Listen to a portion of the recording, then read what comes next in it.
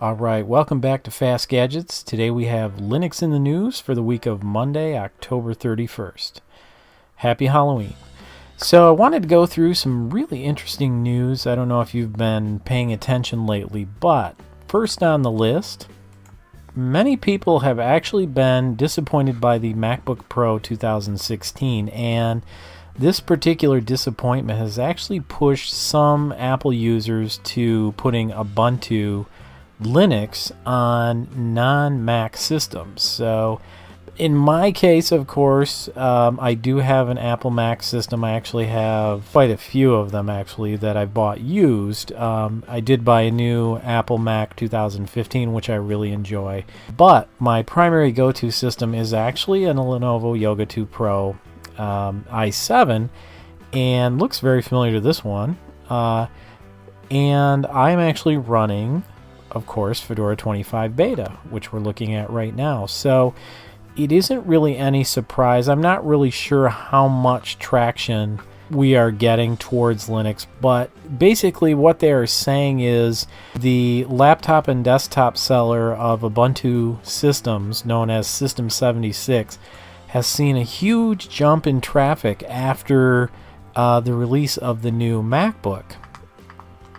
And honestly, that does not surprise me. I think what's happened is the users went and they watched the event with MacBook and Apple, and they weren't really pleased with the MacBook Pro 2016. They really didn't see any features that compelled them to think that, yeah, you know what, we do need to buy this system, when in actuality we can get a system that's much cheaper if you look at a Windows PC and then just convert it to Linux, which is what I've done. If you're checking out my videos, make sure you watch the MacBook Pro Killer PC, because I've released that video and there is a system in there that, in my opinion, far outclasses the new MacBook Pro in just about every area, not just hardware but design as well. So check it out. It's on my channel.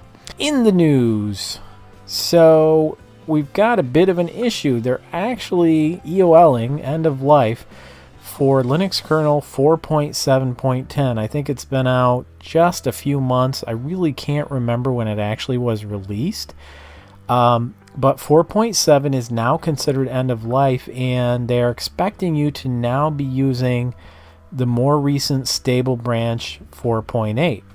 So on the Fedora beta, since we're sitting here, let's take a quick look. We'll open the command line and we'll do a uname-r, and this particular edition is on 4.84. Now, what if your distribution does not release an updated kernel? Does that mean you should go download the kernel packages and compile one yourself? Not really necessary. I'm going to say that most distros will put in the security fixes they deem necessary, so you can probably stay, at least for the short term, with your particular kernel version. Just because it's an older kernel version doesn't necessarily mean that it's not supported. So keep that in mind.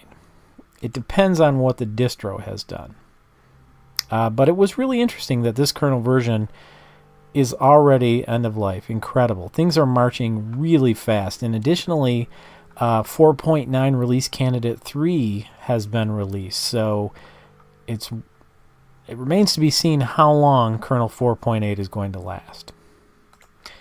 In other news, if you're interested in Raspberry Pi, Fedora 25 beta now has a Linux distro Raspberry Pi that's available.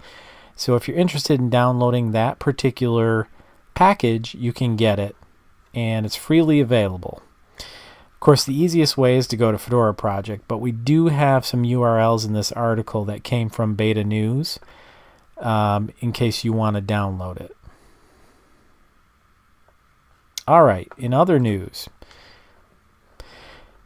the CEO of Red Hat says that Linux really is now the critical infrastructure system that we should go to when we're thinking about open technology and infrastructural technology. I did find this line very interesting. I don't think he actually said 8286 chip. And many people have commented and said actually it was an 80386 chip, because Linux really did not support 286, which did not have the proper modes to be able to run Linux. So it was reliant on 80386 initially. The thing that the CEO does say that he is correct about is that when we think about the infrastructure in the back end of many of the services we use, like Facebook or even Google, YouTube, they're actually run by Linux. And in a future article here we're going to talk about, it's very difficult to say what the Linux share of the internet is, because in reality we have many server systems that are using the Linux environment. So as far as infrastructure and building out and scale, Linux has become the go-to. In other news, we have a charter school in Minnesota that actually had an issue with their Windows laptops. They were aging and they were no longer able to run the latest versions of Windows. So the person responsible for systems at the school actually was able to learn about, he had, and I thought this was pretty cool, in his charter school, Stu founded a group called the Asian Penguins, and what they did was take these systems and actually install Linux on them, and the students themselves got to learn and handle Linux and do installations. And this was in Minnesota, of all places.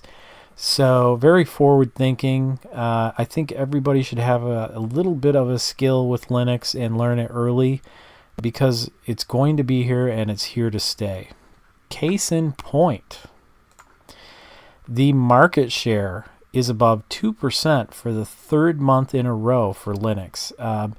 Now, some of us may say that's the funniest thing I've ever heard. Big deal, 2%.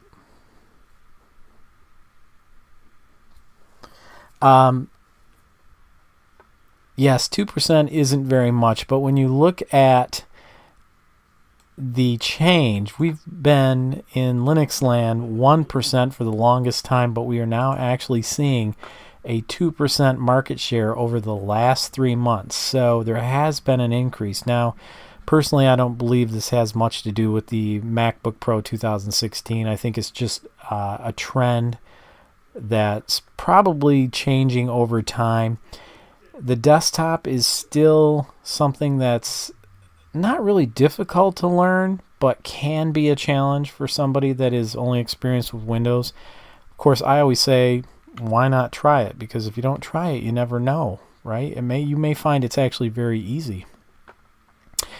The highest ever reported, 2.33%. And in September, the share was almost as high at 2.23%. So that's fairly impressive.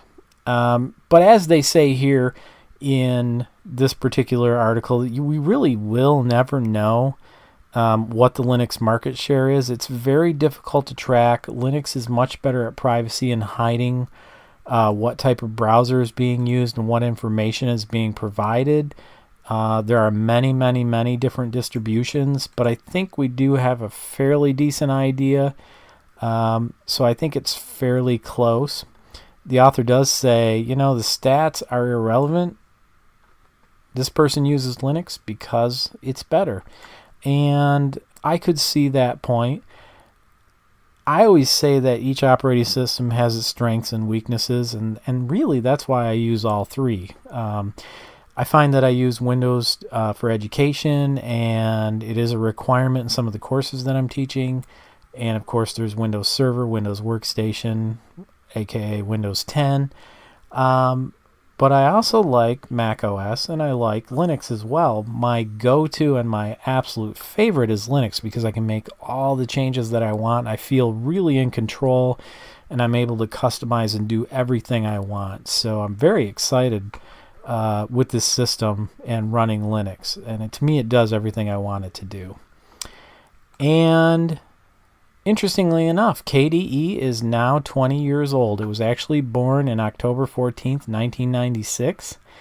If you stick around on my channel, I'm going to showcase some of the very old distributions of Linux, and we'll talk and have a look at those and the different desktop environments that they had. A lot has changed since then. I'm actually running the KDE Plasma distribution right now, and I'm very pleased with its look and feel and some of the different things it can do and is capable of. Overall, I would have to say that Plasma is a very good distribution, and you know, as with any, well, it's not a distribution desktop environment, but as with any desktop environment, there can be problems. So yeah, there's a few problems. My major kvetch with it's not really Plasma necessarily, it's just the environments themselves, the different desktop environments. They don't really play very nice as far as font rendering goes with high DPI displays, so they have a little bit of work to do there, and maybe try to make a consistent platform that works well.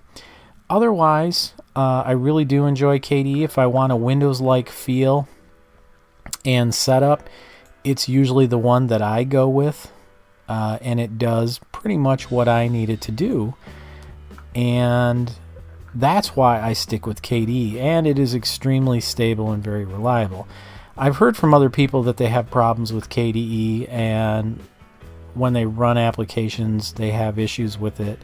I personally have never had an issue with my desktop environment. Every great once in a while, like I said before, with font rendering. But overall, everything works great. So, curious to see what you think, which distribution and desktop environment you like. Let me know, leave a comment down below, and of course, if you enjoyed this video, like and subscribe. I would love to hear back from you. And as always, hopefully you will share the video as well. And again, I want to say thank you, and to those of my subscribers who have subscribed, thank you very much. I really appreciate it. And drop me a comment.